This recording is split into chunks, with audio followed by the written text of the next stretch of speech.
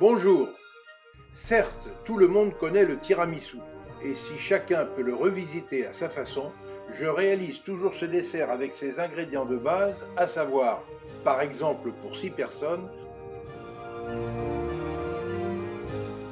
3 œufs frais de poule élevés en plein air de chez Alexandre Taillefer du GAEC du Gouir à Revel dans le Tarn-et-Garonne, 75 g de sucre roux, 250 g de mascarpone, 18 biscuits à la cuillère, 2 verres de café froid, 2 cuillères à soupe d'amaretto et enfin du cacao en poudre. Mais lorsque l'hiver frappe à la porte de ma gastromière, je ne peux résister au plaisir d'y ajouter des truffes. Pour cela, je me fournis en truffes noires auprès de l'excellente maison Gaillard Truffes de Caussade, dans le Tarn-et-Garonne, où Jean-Luc Clamins me sélectionne de beaux diamants noirs.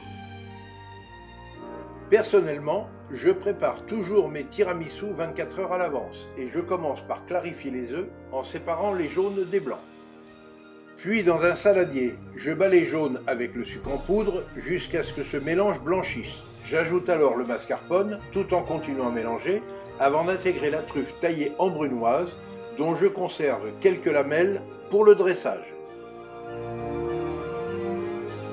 Ensuite, je monte les blancs en neige avant de les incorporer délicatement à la préparation mascarpone et jaune d'œuf truffé. Après avoir mélangé le café froid et l'amaretto, j'imbibe un à un les biscuits dans ce liquide et j'en dispose une première rangée que je recouvre d'une couche de crème. Puis je superpose une deuxième rangée de biscuits que je recouvre à nouveau de crème, elle-même saupoudrée de bon cacao en poudre.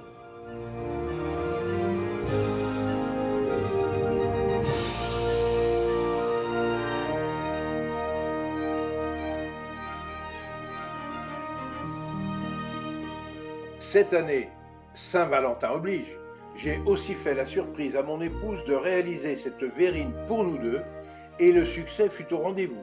Car, ne l'oublions pas, que si la vraie cuisine est une forme d'art, c'est toujours un cadeau à partager. Pour accompagner ce délicieux tiramisu truffé, un accord mets et vin parfait s'imposait. Aussi l'ai-je servi avec un savoureux rasto ambré du domaine Martin, un vin doux naturel, 100% Grenache, millésime 2015.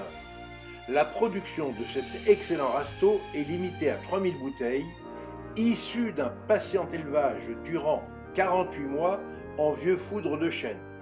Et pour tout dire, le résultat de cet accord mets et vin fut tout simplement divin, sans jeu de mots bien évidemment. Pour suivre facilement mes recettes et nos reportages, abonnez-vous à notre chaîne Escapades et Découvertes TV, c'est gratuit.